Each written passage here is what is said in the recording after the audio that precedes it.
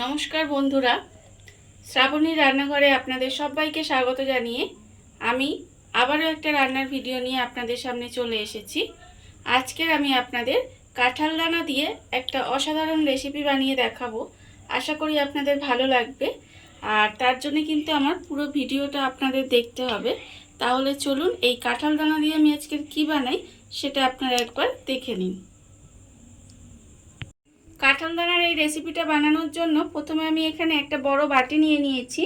এইবার আমি এর মধ্যে দিয়ে দেব 1 বাটি আটা, আর দেব আমি এখানে 1 বাটি ময়দা।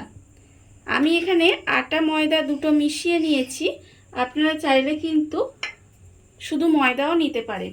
এইবারে আমি এর মধ্যে দিয়ে দেব আন্দাজ মতো নুন, দেব আমি অল্প সামান্য 2-4 দানা চিনি, আর আমি দেব এর মধ্যে অল্প একটু গোলমরিচের গুঁড়ো, আর আমি এর মধ্যে দেব অল্প একটু কাসুরি মেথি। এবারে শুকনোগুলো খুব ভালোভাবে মিশিয়ে নিতে হবে। শুকনো উপকরণগুলো আমি ভালোভাবে মিশিয়ে নিয়েছি। এইবারে আমি এর মধ্যে দিয়ে দেব সাদা তেল। এখানে আমি 2 চামচ পরিমাণে সাদা তেল দিলাম। দিয়ে এবার সাদা তেলটাকেও খুব ভালোভাবে এই আটা আর ময়দার সঙ্গে ভালোভাবে মিশিয়ে নিতে হবে। সাদা তেলটা আমি খুব ভালোভাবে ময়দার সঙ্গে মিশিয়ে নিয়েছি। এইবারে আমি একটা মিক্সিং জার নিয়ে নিয়েছি, তার মধ্যে দিয়ে দেব আমি এখানে কাঁঠাল দানা। কাঁঠাল দানাটা আমি সরু সরু করে কেটে ভালোভাবে সেদ্ধ করে রেখেছি। সেই কাঁঠাল দানাটা আমি এর মধ্যে নিয়ে নিলাম, আর আমি এর মধ্যে নেব আদা। এখানে আমি কিছুটা আদা টুকরো করে রেখেছি, সেই আদাটাও কিন্তু আমি নিয়ে নিলাম। নিয়ে এবার আমি এই কাঁঠাল দানার আদাটাকে পেস্ট করে নেব। কাঁঠাল দানার আদাটা আমি এখানে পেস্ট করে নিয়েছি।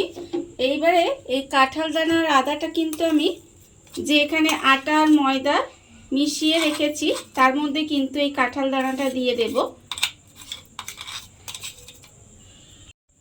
কাঁঠাল দানাটা দিয়ে আমি এবার এইভাবে আটা ময়দাটা খুব ভালোভাবে মেখে নেব।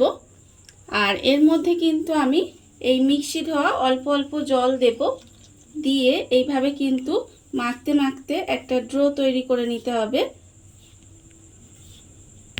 আটা ময়দাটা আমি খুব ভালোভাবে মেখে একটা ড্রো বানিয়ে নিয়েছি। এইবার আমি এর মধ্যে দিয়ে দেব অল্প একটু তেল, অল্প একটু সাদা তেল আমি এর মধ্যে বুলিয়ে দেব। খুব ভালোভাবে এইভাবে বুলিয়ে এবারে এটাকে 15 মিনিটের মতো রেস্টে রেখে দেব।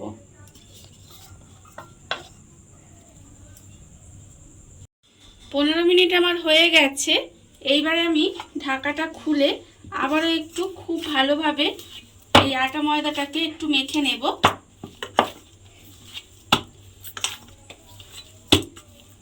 মেখে নিয়ে তারপরে আমি এর থেকে লেচি কেটে নেব। এইভাবে একটু বড় বড় করে লেচিটা কাটবো। লেচিগুলো আমি এখানে কেটে নিয়েছি, আর অন্যদিকে কিন্তু গ্যাসটা অন করে একটা চাটু গরম করতে বসিয়ে দিয়েছি। এইবারে আমি এই লেচিগুলো থেকে অল্প অল্প আটা নেব, নিয়ে গোল গোল করে পরোটার মতো বেলে নেব। আমি এখানে গোল গোল করে বেলছি, আপনারা কিন্তু আপনাদের ইচ্ছা মতো যেভাবে খুশি বেলে নিতে পারেন। আমি এটা গোল গোল করেই বেলে নেব। আমি কিন্তু এখানে পরোটার মতো গোল করে বেলে নিয়েছি, আর অন্যদিকে কিন্তু চাটুটাও আমার গরম হয়ে গেছে। এইবারে আমি এটা চাটুর মধ্যে দিয়ে দেব, দিয়ে এপিট ওপিট একটু সেঁকে নেব। এপিট ওপিট একটু খুব ভালোভাবে সেঁকে নিয়েছি। এইবার আমি এর মধ্যে অল্প অল্প সাদা তেল দিয়ে দেব। সাদা তেল দিয়ে এটা একটু ভেজে নিতে হবে লাল করে। এইভাবে।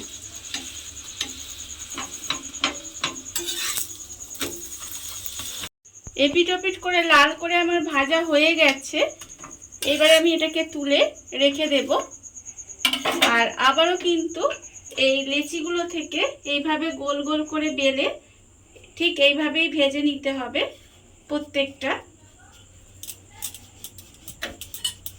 দেখুন বন্ধুরা, বাড়িতে থাকা কত অল্প উপকরণ দিয়ে কত সুন্দর একটা কাঁঠাল দানা রেসিপি তৈরি হয়ে গেছে। আপনারা দেখতেই পেলেন। আজকে আমি এটা কি বানিয়েছি বলুন তো? কাঁঠাল দানা দিয়ে পরোটা। আর এটা কিন্তু আপনারা বাড়িতে বানিয়ে দেখতেই পারেন, খেতে ভীষণ ভালো হয়। আর আপনাদের যদি এই ভিডিওটা ভালো লেগে থাকে, আপনারা যদি ফেসবুক থেকে দেখে থাকেন, পেজটি ফলো করে দেওয়ার অনুরোধ রইল। আর যদি ইউটিউব থেকে দেখে থাকেন, চ্যানেলটি সাবস্ক্রাইব করে নেওয়ার অনুরোধ রইল। তাহলে চলুন, ভিডিওটা আমি এখানেই শেষ করছি। আপনারা সবাই ভালো থাকবেন, সুস্থ থাকবেন। আবারও হাজির হব নতুন কোনো রান্না নিয়ে।